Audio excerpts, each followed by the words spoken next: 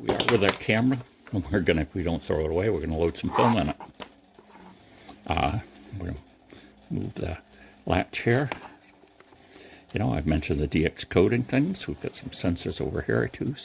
Now, one of the good reasons to have the instruction manual is you learn how to load them, because some do load differently. So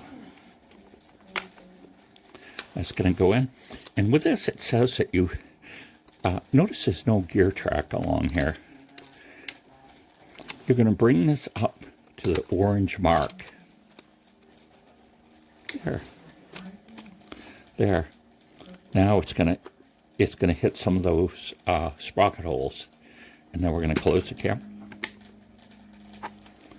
Let's turn it on, see what happens here. Can you hear that running? That's pulling all the film out of the roll and putting it over here. Now we're on number 36. We get 36 exposure. And every time we hit and take a picture, it's going to take the film and move it back into the cassette.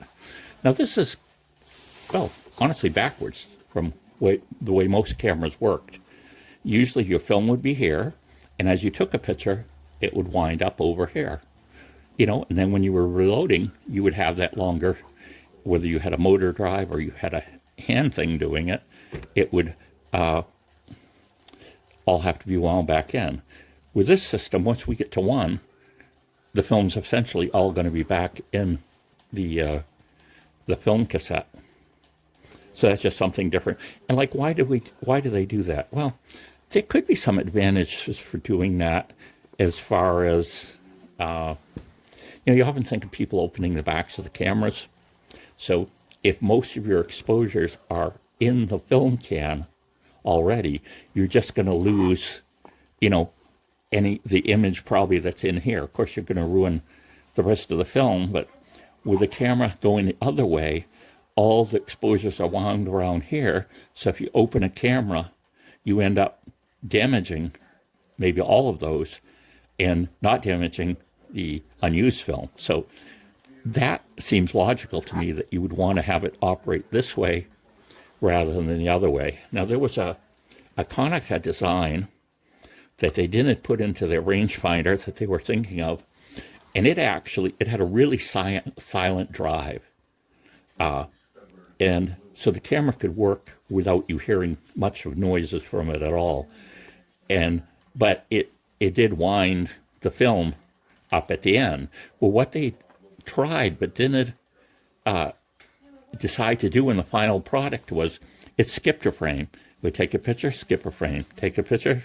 So with 36, it would take 18 pictures going out, and then it would switch and go back and put those other ones in between. So you'd get the 36 exposure still, and the camera would make virtually no noise. You'd have none of that rewounding sound.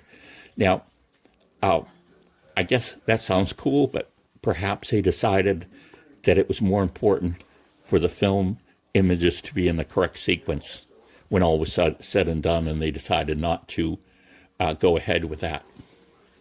But there you go. How to load it. Now we got to use it.